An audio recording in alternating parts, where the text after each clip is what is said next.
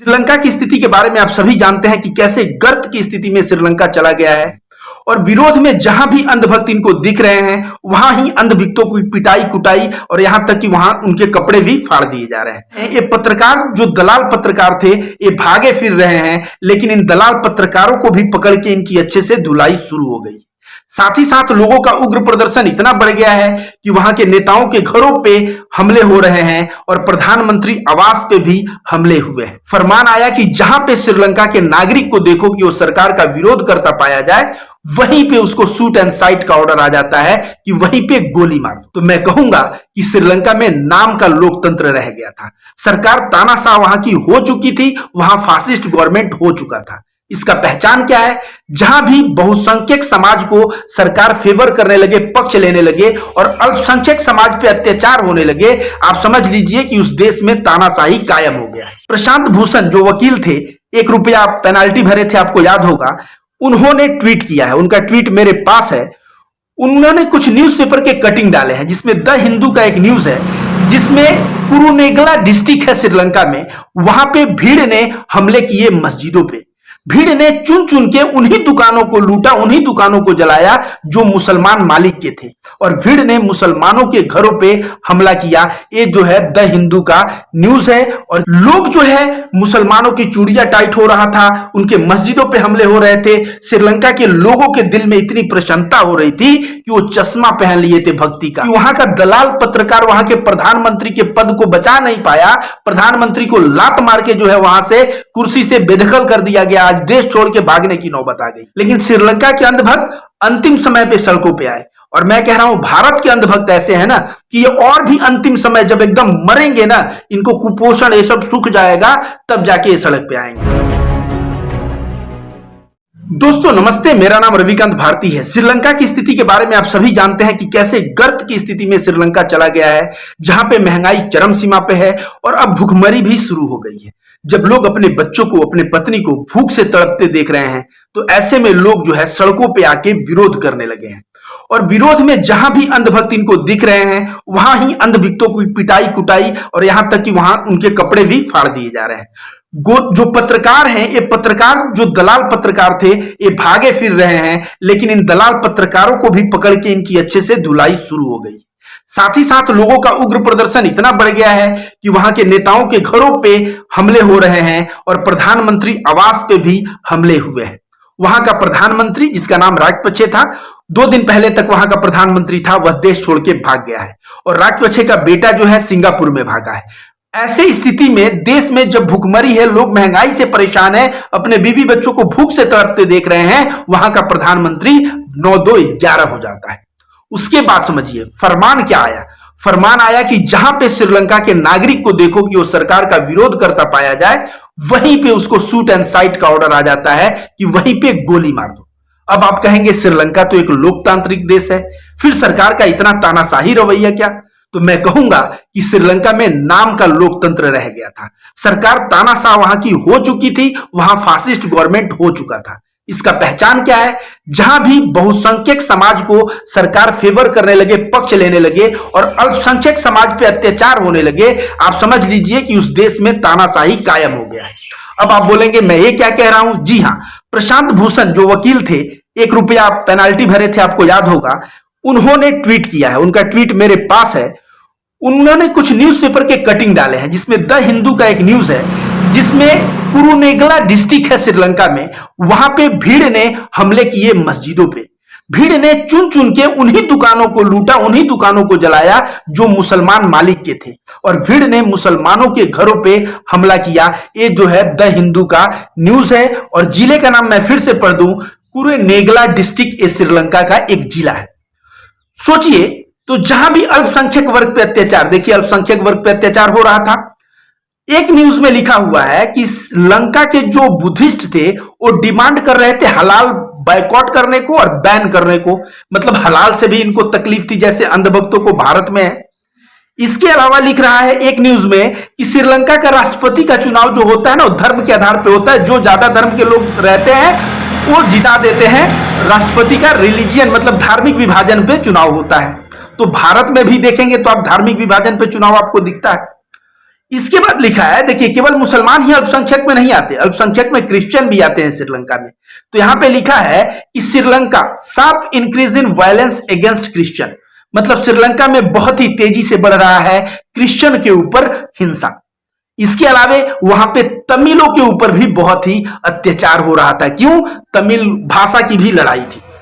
तो जहां का सरकार बहुसंख्यक समाज के साथ खड़ा हो जाए धर्म या भाषा का आधार लेके, और अल्पसंख्यक समाज को परेशान करने लगे और पिटवाने लगे, मरवाने लगे और अंधभक्त भी मारने पीटने लगे, समझ जाइए कि उस सरकार वहां पे लोकतंत्र दिखावे के लिए है, वहां पे तानाशाही पूर्ण रूप से आ चुकी है। लोग जो है, मुसलमानों की चूड़ियां टाइट हो रहा था, उनके मस्जिदों पे हमले हो रहे थे। श्रीलंका के लोगों के दिल में इतनी प्रसन्नता हो रही थी कि वो चश्मा पहन लिए थे भक्ति का, उनको महंगाई नहीं दिख रहा था। वे भी कह रहे थे पेट्रोल अगर 200 के बदले 400 हो तो मैं खरीदूंगा, और गैस सिलेंडर 1000 के बदले 2000 हो तो मैं खरीदूंगा। ये श्रीलंका के अंधभक्त कह रहे थे। लेकिन आज आर्थिक संकट आया, बेटा भूखे मर रहा है, बीवी भूखे मर रही है, ये सभी लोग सड़क पे आके, और जब अब इनकी आंख से ये पर्दा हट चुका है। दोस्तों, अगर आप देखेंगे तो भारत भी इसी कड़ी में खड़ा है, भारत कहीं दूर नहीं खड़ा है। भारत में भी एक तरह से लोकतंत्र देखने को है। फासिस्ट गवर्नमेंट कब्जा कर ली है, और फासिस्ट गवर्नमेंट करती क्या है? अल्पसंख्यकों पे अत्याचार। अब जैसे आप देख लीजिए, जिस तरह से खरगोन का मामला हुआ, किस तरह से वहां बुलडोजर चला दिया गया, जहांगीरपुरी में कैसे बुलडोजर चला दिया गया, राजस्थान में आप देखिए कैसे आगजनी कर दी गई घरों को। तो ये जो है, और जो गोदी मीडिया के पत्रकार पूरे दिन बकबक कर रहे हैं, इन गोदी मीडिया के पत्रकार, जाओ श्रीलंका के पत्रकारों को देखो कैसे उनकी कुटाई और पिटाई हो रही है। और तुम लोगों को यह भी देखना है कि वहां का दलाल पत्रकार वहां के प्रधानमंत्री के पद को बचा नहीं पाया, प्रधानमंत्री को लात मार के जो है वहां से कुर्सी से बेदखल कर दिया गया। आज देश छोड़ के भागने की नौबत आ गई। तो जब देश में आज रुपया, भारत में समझ लीजिए सबसे निचले स्तर पे लगभग 80 रुपया चला गया डॉलर के मुकाबले। क्या देश की आर्थिक, आप समझिए देश कहां जा रहा है, कहां गर्त में जा रहा है देश। और अभी भी जो है अंधभक्तों को पड़ी है कि हिंदू राष्ट्र के नाम पे हम ये खरीदेंगे, हम जो है 2000 का गैस खरीदेंगे तो 400-500 का पेट्रोल भरवाएंगे। ऐसे अंधभक्ति का सोच अगर भारत देश में और चंद वर्षों पे रहा तो भारत भी श्रीलंका बनता हुआ नजर आएगा। यहां भी जो है, आज मैं बता दूं, भारत में ऐसी स्थिति है कि यहां पे भी बहुत सारे परिवार एक टाइम का खाना खाते हैं, एक टाइम भूखे रह जाते हैं। जब दोनों टाइम का जब खाने का नौबत आ जाएगा तो यहां पे भी देखेंगे। और एक चीज देखिए, श्रीलंका में क्या है और विदेशों में क्या है, जैसे अमेरिका देख लीजिए, इंग्लैंड देख लीजिए, वहां पे नागरिक को थोड़ी सी समस्या आती है, नागरिक सड़कों पे आ जाता है। लेकिन श्रीलंका के अंधभक्त अंतिम समय पे सड़कों पे आए। और मैं कह रहा हूं भारत के अंधभक्त ऐसे हैं ना कि ये और भी अंतिम समय जब एकदम मरेंगे ना, इनको कुपोषण ये सब सूख जाएगा, तब जाके ये सड़क पे आएंगे। दोस्तों, तानाशाही का परिभाषा क्या होता है? हिटलर एक तानाशाह था, और किस तरह से उसने अंधभक्त बनाए थे कि जब हिटलर अपने आप को जाके गोली मार लिया था, फिर भी उसके अंधभक्त उसकी तारीफ कर रहे थे। और बाद में उन अंधभक्तों के साथ क्या सिचुएशन हुआ आप सभी जानते हैं। वहां के एक से एक बुद्धि प्रबुद्ध लोग जो अपने आप को भी तथाकथित भारत में प्रबुद्ध बन रहे हैं, और ये जो चमचे बने हुए हैं, जो अंधभक्त बने हुए हैं, गोबर भक्त बने हुए हैं, जो गोमूत्र और गाय की गोबर की दुहाई देते हैं, ऐसे वहां पे जो जर्मनी में थे उस वक्त, वे लोग भी हिटलर के पूरे एकदम साथ में साथ मिला के खड़े थे। बाद में उनको जब पकड़ा गया कि हिटलर तो तानाशाह था, उन्हें ऐसे ऐसे फैसले दिए, तुम हिटलर के साथ क्यों खड़े थे? तो ये लोग बोले पता नहीं, उसके प्रभाव में हम आ गए। तो जब ऐसे ही जब अंधभक्ति दिमाग में कीड़ा रहता है, वहां पे जर्मनी में क्या कीड़ा था कि नाजी जो है बहुसंख्यक समाज है, और यहाँ छोटा संख्या में कौन है? जूस, तो जूस को मारो। और यही आरएसएस का गोलवालकर और अब सावरकर ये सब पढ़ेंगे तो ये लोग घोषित क्या कर दिए थे? हिटलर को विष्णु का अवतार बता दिए थे, क्योंकि वो बहुसंख्यक समाज के साथ खड़ा है और अल्पसंख्यकों को पीट रहा है। एक कहावत है, उत्तर प्रदेश में एक नारा लगता है, जो हिटलर की चाल चलेगा वो हिटलर की मौत मरेगा। तो हिटलर की चाल जो हिटलर ने चला, वो किस तरह से हिटलर का मौत हुआ, वो सभी आप लोग देख रहे हैं। तो याद रखो दोस्तों, तानाशाही का उम्र बहुत ज्यादा नहीं होता। इसलिए धर्म के नाम पे, भाषा के नाम पे, जाति के नाम पे बट के, और जो है किसी भी कम संख्या के लोग जो हैं उन धर्मों पे अत्याचार, उन जातियों पे अत्याचार, ऐसा अत्याचार जो है गलत है। और ऐसा अत्याचार जो है फ्यूचर में भारत को भी गर्त के गर्त में लेके जा सकता है। इसलिए मैं ये नहीं कहूंगा कि आप लोग क्या करें, मैं बस इतना बताऊंगा कि आप लोग अपने चश्मे को उतारें और चश्मे को उतार के अपने बुद्धि विवेक से काम लें और बुद्धि विवेक से सोचें कि आज भारत में 30 रुपए का पेट्रोल 120 रुपए में क्यों बिक रहा है। सरकार कितना, कोई 300% टैक्स लेता है। आज भारत में प्राइमरी स्कूल में शिक्षा का स्तर इतना खराब क्यों है कि एक गरीब जो प्राइवेट स्कूल में नहीं पढ़ा सकता, प्राइमरी स्कूल में भेजता है, तो उसका बेटा जो है केवल मिड डे मील खाता है और उसका बेटा जो है पढ़ता नहीं है, उसका दिमाग शिक्षित नहीं होता, फिर जो है वो मजदूरी का काम करते रहता है। शिक्षा के ऊपर सरकार की जवाबदेही का हम लोगों ने, स्वास्थ्य विभाग चले जाइएगा, हॉस्पिटल में सरकारी अस्पताल का क्या हाल है, क्या कंडीशन है। सड़क का प्रत्येक वर्ष 2 लाख लोग एक्सीडेंट में मारे जा रहे हैं। सोचिए बेरोजगारी का क्या आलम है। सरकार ऐसी आर्थिक नीति क्यों नहीं बनाई जिससे यहां पे एफडीआई ज्यादा आया, यहां पे ज्यादा का ज्यादा रोजगार क्यों नहीं मिला लोगों को।